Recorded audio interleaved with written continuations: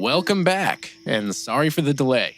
I've been incredibly busy preparing for a job transition and potential country transition, but that is not the topic for today. Today, on episode 109 of Insects for Fun, we are looking at an incredibly famous type of roach. We will be uncovering their origins, uses, and why you really don't need to worry about them. Dubia roaches are scientifically known as Blaptica dubia, which is really odd because Blaptica comes from the Greek word blapto, meaning to harm.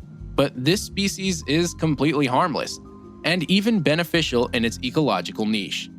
The species name Dubia is Latin for doubtful or ambiguous, which makes a lot of sense when paired with blapto because, let's be real, there's a lot of doubt and ambiguity on why anyone would think this species is harmful. Dubia roaches belong to a family of large tropical roaches known as Blaberidae. In total, there are 9 families of roaches and over 4,600 species.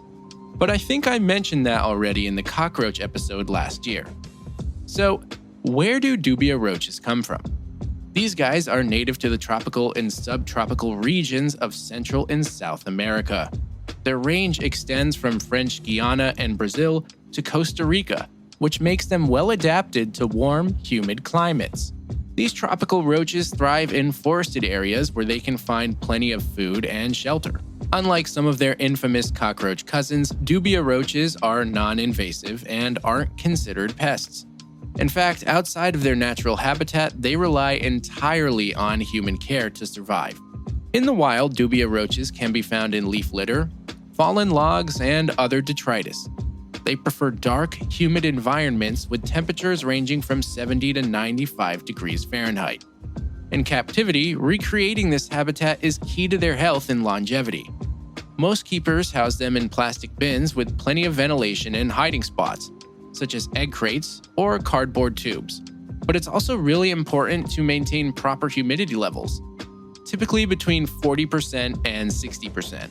And this is crucial for successful breeding and molting. These insects undergo an incomplete metamorphosis, which means their development consists of 3 stages: egg, nymph, and adult. What's a bit different though is that female Dubia roaches are ovoviviparous. This means that instead of laying eggs, these roaches carry them internally in a brood pouch until the babies are ready to hatch. Each female can produce up to 30 to 40 nymphs in a single reproductive cycle, which lasts about 65 days. So basically, when it comes time to birth the roaches, the female looks like she's giving live birth to a conveyor belt line of small white roaches. These baby nymphs look like tiny versions of the adults, minus the wings, and they go through a series of molts as they grow, shedding their exoskeleton up to 7 times before reaching maturity. This process can take anywhere from 4 to 6 months depending on factors like temperature and diet. Diet is actually a pretty big contributor to the success of future generations. So if you're breeding them and you want strong and healthy baby roaches, then the adults need to be fed well-rounded and healthy meals. Under human care, these roaches can start breeding 5 days after sexual maturity and continue to breed all year as long as you give them optimal conditions. In the wild, their populations tend to stagnate during drier and colder months. But these roaches are very hardy, making it possible to still breed in subpar weather. Adults can also live up to 2 years, making them one of the longer-lived feeder insects, which is really cost-effective. Speaking of, these insects are arguably most famous for their role as feeders in the exotic pet world. They're a staple for reptiles, amphibians, and even some birds. But why? There's actually a few good reasons, but let's start with their nutritional value. These roaches are high in protein, low in fat, and packed with essential nutrients. Plus, they're less likely to carry parasites compared to crickets, and they don't produce loud chirping sounds that can drive pet owners crazy. In addition to their nutritional benefits, Dubia roaches have an ideal size range, from tiny nymphs for small pets to full-grown adults for larger animals. And let's not forget that long shelf life mentioned earlier. Unlike crickets, which can die off quickly, Dubia roaches are hardy and easy to keep alive for months to years with minimal effort. They also don't smell at all, which is really nice because crickets, definitely do. And these insects are actually incredibly clean when given a healthy plant-based diet. They leave no foul odor at all. Their enclosures might smell like whatever food given to them if left, but from my experience, the food scraps usually disappear without a trace and leave no smell behind.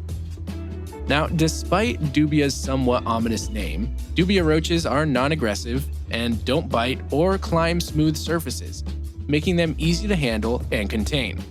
One interesting behavior is their tendency to cluster together. This social habit is believed to help regulate moisture and temperature, as well as provide a sense of security. These animals are shy, and during the day they like to hide in dark spaces grouped together.